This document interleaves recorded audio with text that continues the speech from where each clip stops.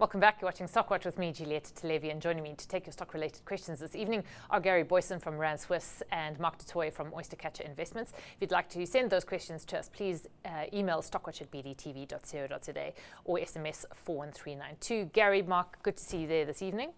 Mark, if I may start with you. It was an okay close for the JSE today. We scraped into the green, but the Rand was quite strong. And it seemed that there were quite a few buoyant results from SA Inc. Quite a few companies posting really decent results, and I know they're smaller cap companies, but I'm thinking of Robex and Calgro. I suppose Vodacom's were okay, but what did you make of some of the results that came out today? Yeah, I think I'd say it's like a mixed bag. I mean, Robex had nice results, but earning quite a bit of money from their investment in the chrome mine, actually. So it's quite an interesting mix in their earnings. Calgro came out with nice numbers. I mean, it's also a small cap company that a lot of people don't look at. Have a really nice project now. I think it's called Brackenfell. It's between M1 and N3. And then We Buy Cars came out with a nice set of results. They're maiden reporting as a separately listed entity and saying that their growth remains intact, currently selling 14,000 cars a month. I think they can grow that to 23,000 cars. And market liking them, that sticking to their story and not disappointing in their first set of results. Gary, the share price reaction to all three companies was positive, and nicely so. Do you think it was a sign that people had just realize that maybe they've given up too early on some of these companies, or SA Inc., or small caps or mid caps, or was it just genuinely they merited the share price reaction that they received? I think they did merit that. Of course, they merited the share price reaction. It's market price is the best price. But I mean, great share price moves as well. So I mean, Calgro up over 7%, Robex up over 10%.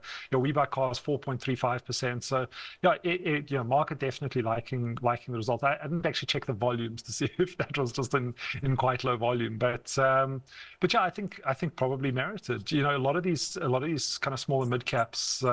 You almost get reminded of the quality of the company when they report, but as Mark was saying, no one really looks at them from a trading point of view at the moment, and we're seeing such thin volumes on the exchange that price discovery isn't great. So when they come out and kind of show you what they're doing, I mean, Calgro, NAV at 13.37, the stock price is trading at 5.75. I mean, it's these are incredibly cheap, and at some point it just becomes a no-brainer. But overall, the market was pretty positive today. So we kind of bucked the international trend. So if I look at Europe, we had the FTSE down around 0.2%. We had Paris and Germany also marginally lower, but the JSE All-Share index up about a third. And the only thing dragging on us today was the resource index, and that was really being led lower by the gold miners. So it was Harmony, Anglo Gold, and Goldfields all down over 2.5%. The rest of the market looked pretty buoyant. And I mean, we had Amplatz up almost 6.5, was well over 6%, and that I think was on the rejection in the Anglo deal. So a lot of moving parts there, but I think a lot of people also trading water ahead of the CPI numbers from the US on Wednesday. That's obviously going to feed into interest rate expectations. We've got SA unemployment figures tomorrow. We've got a weirdly strong currency. This feels like a lot of moving parts, and everyone just trying to adjust. Yeah, but in a good way. Just you mentioned the Anglo-BHP announcement, so I'll go to Mark first and then get your view again, Gary. Anglo resoundingly saying no to BHP, which came out with a revised offer on, I think, they pitched it to Anglo on the 7th of May. It was a bit of an increase, so $34 billion rather than, $31 billion. So not a massive increase, but an increase nonetheless. And there wasn't really much reaction from either share price today. Mark, do you think the canny money would still be holding out for more money for Anglo American, or do you think the deal is actually dead? Any putative deal is dead in the water? Yeah, I mean, it's It's difficult to say. I mean, I guess that my position at the moment is that I think it's likely that the deal won't progress further. I mean, I don't have, I would say like 55%, 45% chance that the deal doesn't go further than this.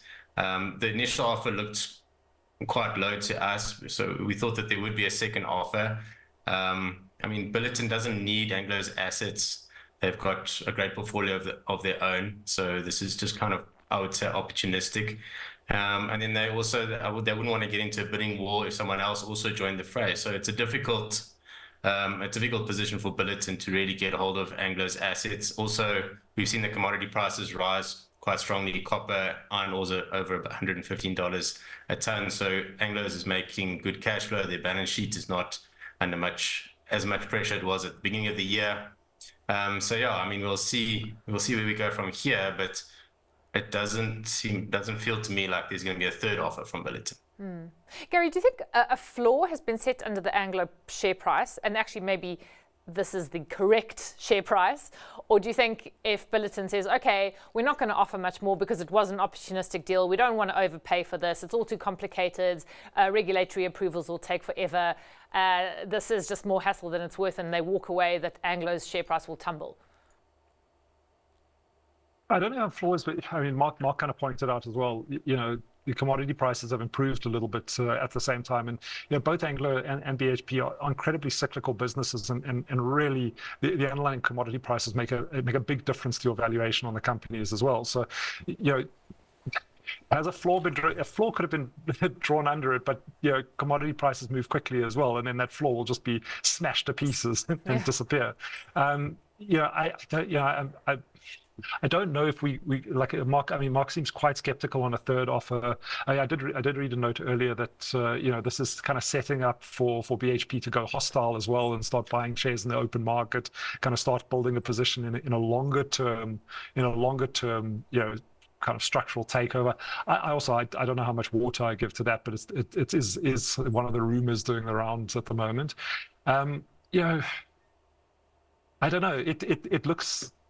Yeah, it's difficult to say. I don't know if there's a floor drawn under it at the moment, but I think even without an offer, I think they've got until next Wednesday to make a formal offer, because it's obviously a non-binding offer. But even if we don't get one by next Wednesday, I think the interest is now in the market. I don't think we're going to see the share price unwind, because I don't think this is I don't think this was a frivolous offer by BHP to say, oh, maybe we should just make an offer for Anglo American in the biggest mining transaction in history.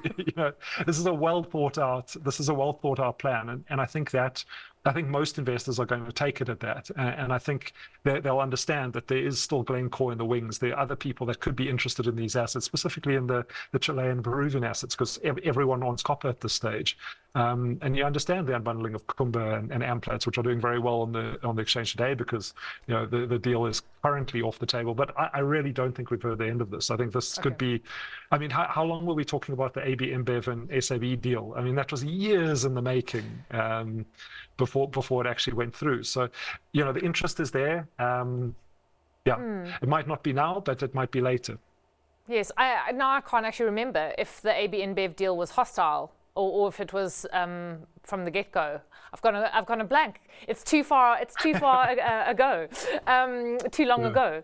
All right. Well, perhaps we get any other questions on it. But moving on, there's a question on equities versus RSA retail bonds, and the viewer says, with the 5-year retail savings bond at 11.5%, which is I think the highest it's been actually, is it a no-brainer to sell equities and buy up the bonds to a point where I maximize the interest income tax allowance? And we just checked before the show that for persons under the age of 65, that is 23,800 rand a year. Mark, is it something that you would do? Well, I think it's always a good idea to maximize any kind of tax advantage that you can get. Our tax rate in South Africa is high, and if you can structure your financial affairs in a way to take advantage of a tax benefit like that, I think you should take that advantage. I'm not a financial advisor, but I mean, we do think that the advantages of investing in RA are pretty good from a tax point of view. So yeah, I mean, I think maximize your allowances where you can. and you get, I suppose, some guaranteed income. Gary, I don't know what you make of it. And also, I suppose the complexity comes when maybe you're a marginal taxpayer. In other words, you pay 45%. You've just got that much money.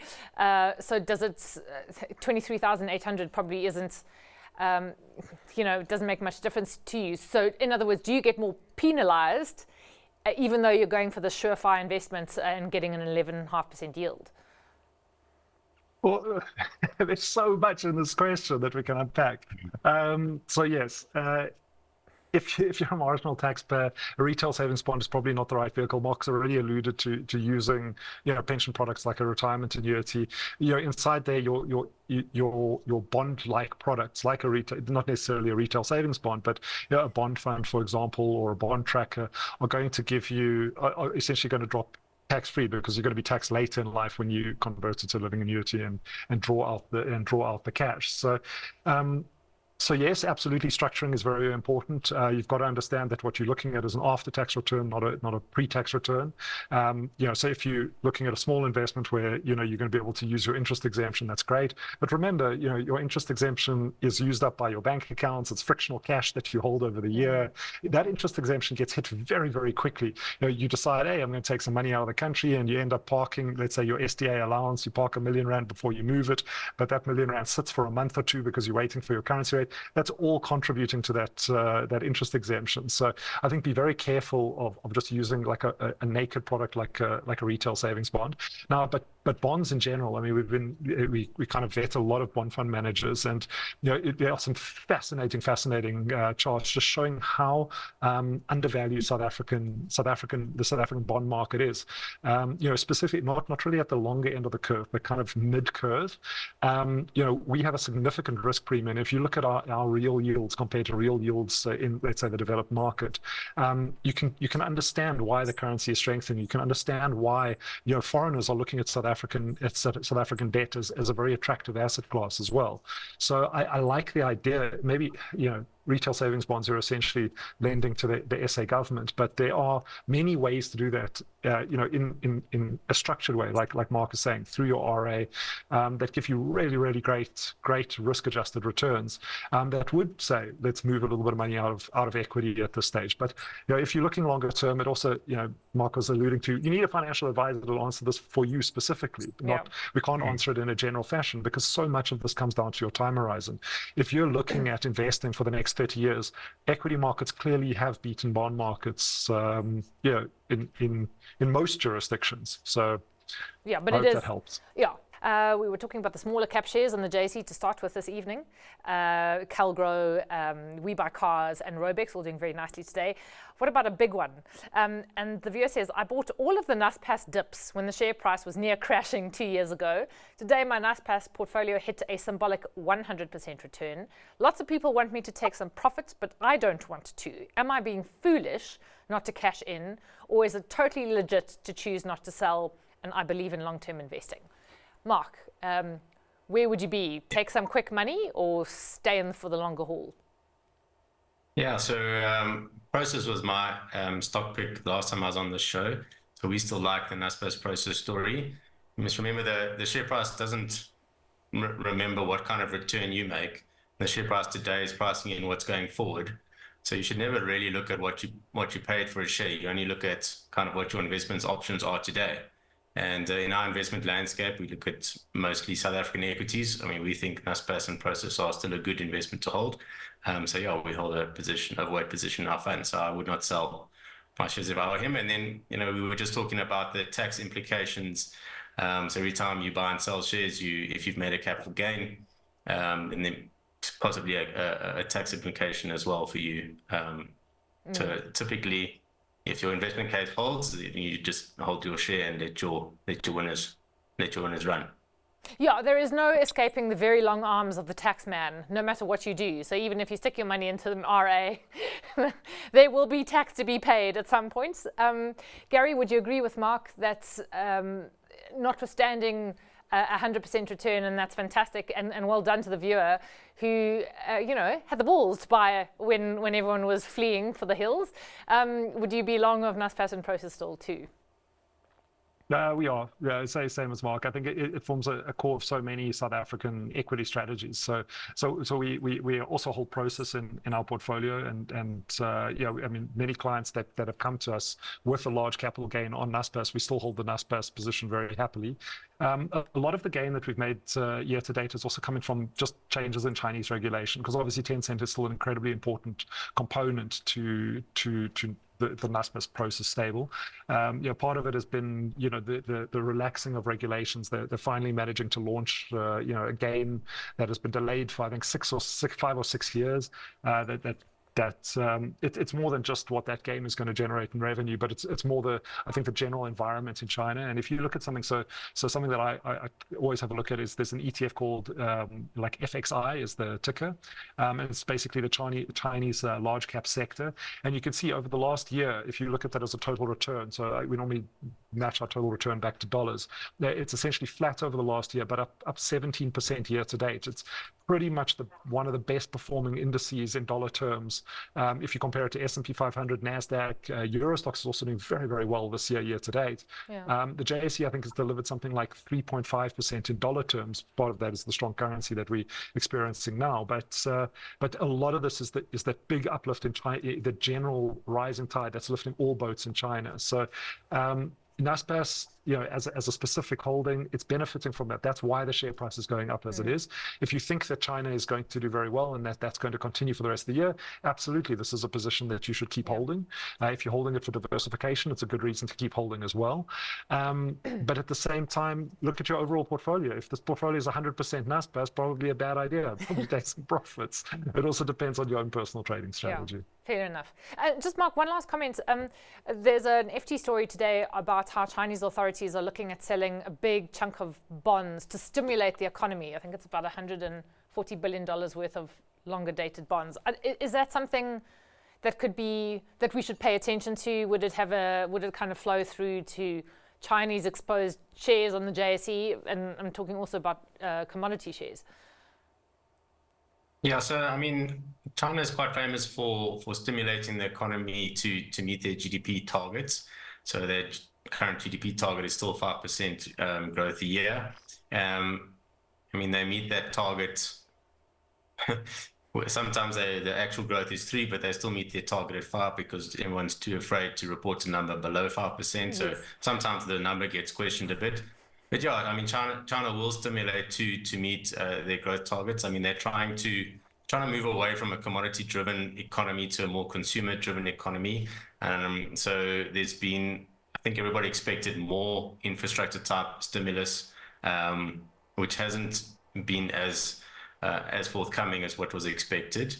But yeah, I mean, it is something that we pay attention to, and any kind of additional stimulus normally. First, you'll see it in the commodity market and commodity prices, particularly things like iron ore, which is China's the 50% of the seaborne iron ore market. So any good news there is good news for the iron ore price. Yeah. Okay. Coming back home, and there's a question on Pick n Pay. Talking about the separate listing of Boxer. Pick n Pay came out with a cautionary today, saying that it is still under cautionary with regards to a capital raise of 4 billion rand and a separate listing of Boxer on the main board. The viewer says Raymond Ackerman must be turning in his grave. What does this mean? The separate listing of Boxer. Gary, what does it mean? For anyone who is contemplating either buying Pick n Pay or who already owns Pick n Pay, would you just stay with it? You're going to be diluted, but then you might get a separate listing. Is it just going to be a morass of confusion until both events take place? Wow, that's a lot of options you give me. What it means for me is that there's going to be a lovely listing downstairs and someone's going to blow the kudu horn and I'm going to get free snacks on the day. Oh, well, free snacks are not to be sniffed at. Happy that Pick n Pay will be unbundling Boxer. No, so no, for I think Pick n Pay is a business. I wrote a piece for I think the FM around a short on Pick n Pay. I think it's 60 rand. Pick n Pay has been a business in all sorts of trouble. It's being absolutely squeezed to death by the likes of Shoprite. that, and they need to do something different. They have to. And I think the idea of unbundling Boxer, raising capital, trying to, I mean, they've had management changes. I don't know if this is really what's going to change the profile of Pick n Pay. We don't just disclosure, we don't own Pick n Pay in portfolios. But I mean, where's Pick n Pay trading at the moment? I mean, it's what, around $20 at the moment. This is a company that if you're investing in Pick n Pay at this stage, I mean, you're finally believing that the recovery that has been promised, I think, since the 90s is going to play out, and that the business is going to become more efficient, and maybe unbundling Boxer and allowing everyone to, allowing it to have a more focused and unique strategy will help the business. Certainly, I think a capital raise, more money, hopefully can give them the runway to restructure. But again, it comes down to management. I think management is just such a key part of any stock decision that you make.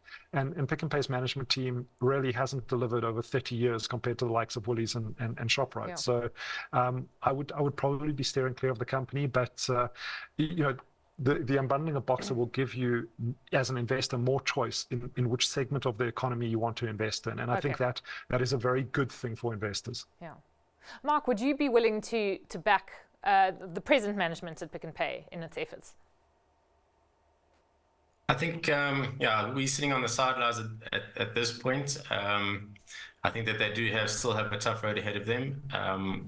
They're competing against ShopRite, which is really stolen a march on everyone with their 60/60 app, which was ready to launch as COVID hit. I mean, it was such a windfall for ShopRite, and they're able to reinvest that into price and make it even more difficult for competitors. They've got a fantastic distributed, DC network that Pick n Pay now has to compete against. So the market is tough for Pick n Pay, and that's why they're going to have to raise capital now. We are just hesitant. We want to see some kind of recovery first before we get too excited about Pick n Pay. We've got to see the margins start to recover. Yeah, okay. I'm not sure how much time I have left. I thought I had more. So I will get to your stock picks, and then if I still have time over, there's one last question. Mark, sticking with you, what is your stock pick this evening?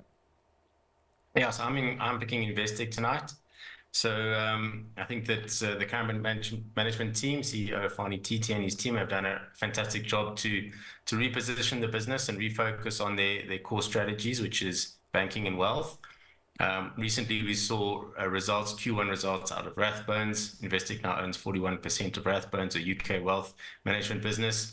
AUM growing quarter on quarter, and the share price has gone up quite nicely, which should feed into Investec's share price. I think we'll see them start to focus more on the growth aspects within their own business, so growing their account holder base. They've been talking about doubling that base, which I think is doable over the next 5 years. Also, they've got a nice opportunity in business banking, which a lot of people talk about Capitec's opportunity in business banking, but Investec has a nice opportunity there too. Yeah. And then they've got a fantastic niche business in the UK with their high net wealth individual business there too. So I think that if you add all that together, you get a 20% RR a year, and includes a 6.5% forward dividend yield. Yeah. Okay. So Investec for you. Gary, how about you? I'm going offshore. So this more speculative pick today. So this isn't held in our global equity portfolio, which is a little bit more conservative, but it is held in our thematic AI future tech portfolio run by Viv. And it's Tesla. So Tesla, I mean, has been absolutely clubbed this year. It's down 30% year to date, in dollar terms, and you can really understand why. The EV market is becoming incredibly competitive. They've had to slash prices on their cars to try and stimulate demand. Around 85% of their revenue is actually still car sales, but that's not why I'm buying it. Like I said, more speculative pick. I'm buying it in my personal name as well, because you're obviously buying into the tech company that run by Elon Musk, and you're buying into full self-driving, and the potential that on the 8th of August, they won't have a Cybertruck-esque release. Instead, they're going to have a successful release of robotaxis. And if that's the case, and if they really do pivot into robotaxis and full self-driving, which they have been promising, granted, for a long time, like I said, it is speculative, and the stock price has reflected that with its 30% decline. I think it's worth a punt. So yeah, picking up some Tesla at this stage, really looking at AI, future of of robotics, and that it's not priced as a car company, because as a car company, it's not that interesting. But as a tech company, I still think it's very, very interesting. I think they have the march in terms of, they have the first mover advantage, and they really do have the advantage in terms of the technology and the brain power that they can harness. Yeah. I just wonder where these robo-taxis are going to be rolled out, because I can't imagine it's here. So we shall see. And Tesla will not revert to being just a car company, which it has been labeled in the last couple of weeks. So Gary, Mark, we'll leave it there. Thanks very much for joining us this evening. Nice to chat to you both. Gary Booysen is from Rand Swiss. Mark Du Toit is from Oyster Investments. And up next is The Close. Stay with us.